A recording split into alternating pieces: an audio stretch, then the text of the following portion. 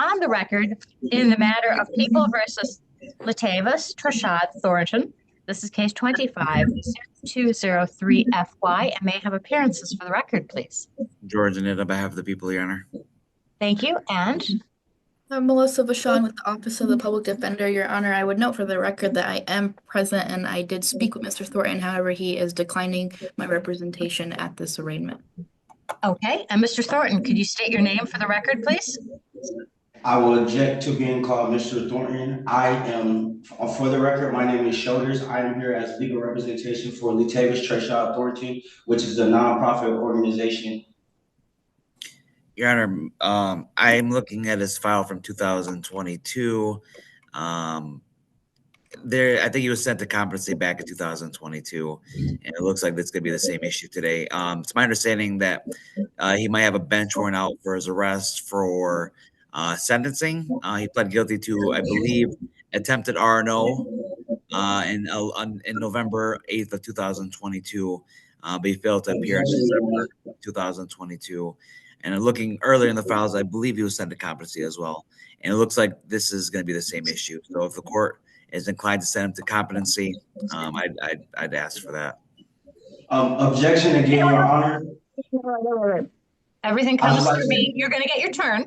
Okay. But I have to run this in sort of an organized fashion, in part for you, because if you want to appeal, you want a transcript that is coherent and readable. Okay.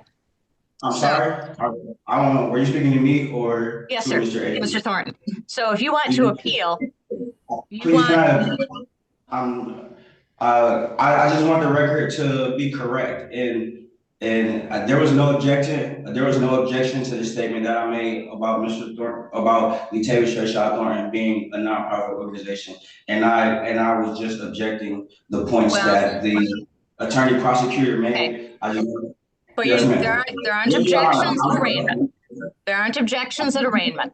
And I am going to call you Mr. Thornton because that is the name that you have been identified as, and that is the name the charges are under. No, Mr. Thornton. So, I mean, the other option is to call you defendant, which is true. You are the person defended under the Constitution, a Sixth Amendment right to know the charges against you. So we have this hearing for that reason. So I want to make sure that you get all of your rights and know everything that is available to know about this case right now so you can defend yourself. That's the whole purpose today. To give you the information you need so you can defend yourself with or without counsel as you wish, okay? We're going to do 5 things this afternoon. First, I'm going to read the charges against you, including the maximum possible penalties, because you have a right to know them. Second, we're going to talk more about your rights. Then, I'm going to enter a not guilty plea on your behalf. I'll give you the opportunity. Well, no, sir. So just a minute. Okay, so you're going to have the opportunity. You can stand mute or plead not guilty. We'll come to that in a minute, okay? So that's the third thing we're going to do. Then we're going to talk about dates when you return to court. You're going to get those in writing. Lastly. All right, buckle up, because today's courtroom isn't just another routine hearing. It's a masterclass in patience versus delusion. On one side, we've got a man who believes his nonprofit organization alter ego is being wrongfully prosecuted. Because apparently, Mr. Thornton isn't him. It's just a fictional corporate entity. And on the other, we've got a judge who could probably teach a TED Talk on how to handle nonsense with calm authority. This case has everything: sovereign citizen logic, constitutional confusion, and some grade A word salad. The judge? Calm, witty, and armed with logic sharper than a legal scalpel, but our self-proclaimed representative of a nonprofit. He's about to prove that logic and law aren't on the same wavelength as fantasy and fiction. We're going to talk about bond or bail. Okay. So. Can I please? Because here's the thing. I don't want to be disrespectful to you, Right, And absolutely. I know it feels disrespectful, but here's why. Here's my concern. I don't want you to say anything that could come back to haunt you later. So that's why, and this is true of every arraignment I do, I tell people right at the beginning, if you try to speak, I'm going to shut you down. And it's not to be disrespectful, and it's not because the case has already been decided. It's to protect your innocence and your interest going forward. So for that reason, I'm going to do most of the talking here. That's fine, Your Honor. I'm Okay, fine with you doing most of it, but please, to protect my free speech, could you please not mute me? I have no intentions of disrespecting your courtroom. If I speak out of turn, could you just simply let me know? And here it is. The classic sovereign citizen opening move. Reject your court-appointed attorney and declare yourself a representative of some imaginary legal entity. This playbook usually starts with rejecting your own name, escalates into word salad about corporate fictions, and ends with the judge doing a mental sigh visible from space. Notice how the judge stays calm, though. He's seen this act before. The "I'm not Mr. Thornton, I'm sure's of the church authority" routine. It's like watching someone refuse to play Monopoly. I am innocent until proven guilty, and that something I say could, like you said, come back and haunt me. I'm well aware of that fully, Taylor Church, Thornton. However, I do still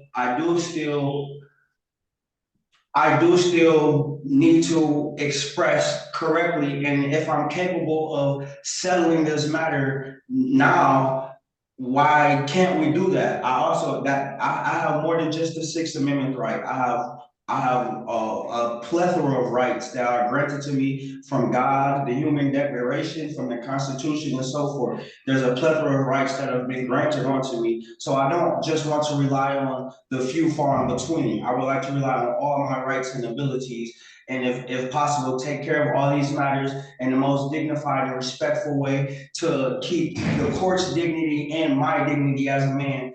And furthermore, as a preservation of my innocence, I would like, until proven guilty, I believe that is pertinent that the innocent factor be imminent here. absolutely. So here's what I'm going to tell you. And I tell this to everyone at this stage. The most important thing I can tell you this afternoon is that you are innocent. You are. The moment the public defender mentions competency evaluation, everything clicks. That's legal talk for, we're not sure this guy understands what's happening right now. Courts can't prosecute someone who isn't mentally fit to stand trial, meaning they have to know who's who and what's going on. But with Thornton insisting he's merely representing a church authority, the court's deja vu is real.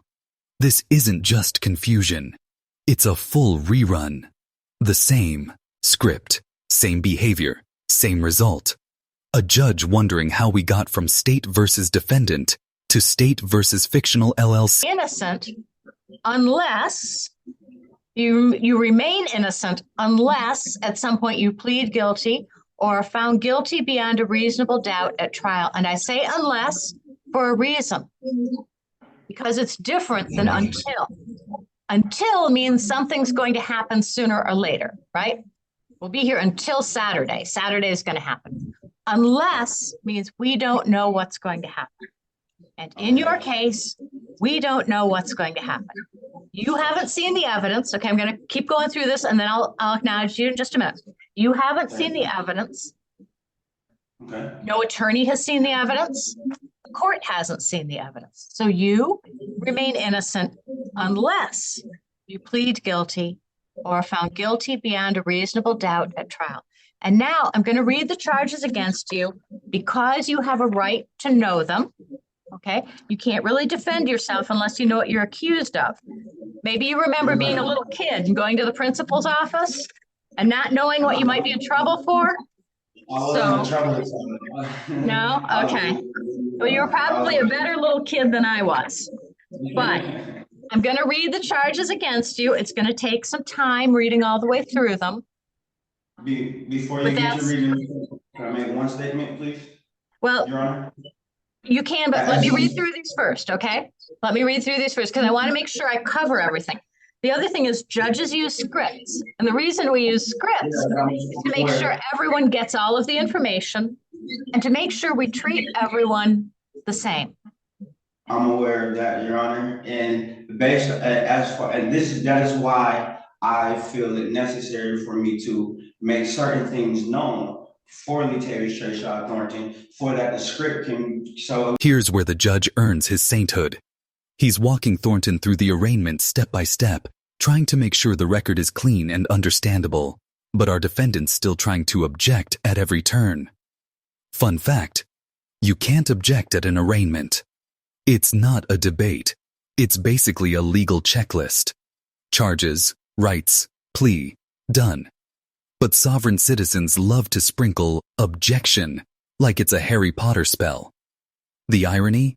Every time he interrupts, the judge's calm demeanor makes him look even more foolish. Information, I understand that the script goes a little different, and I understand that I understand me now, I have the right to let it be known that I'm not the surety and nobody has I'm sorry, and okay. All right, yes, so ma'am. Here's Your Honor, here's I'm the sorry. thing. That's okay. That's not an issue. So here's the thing.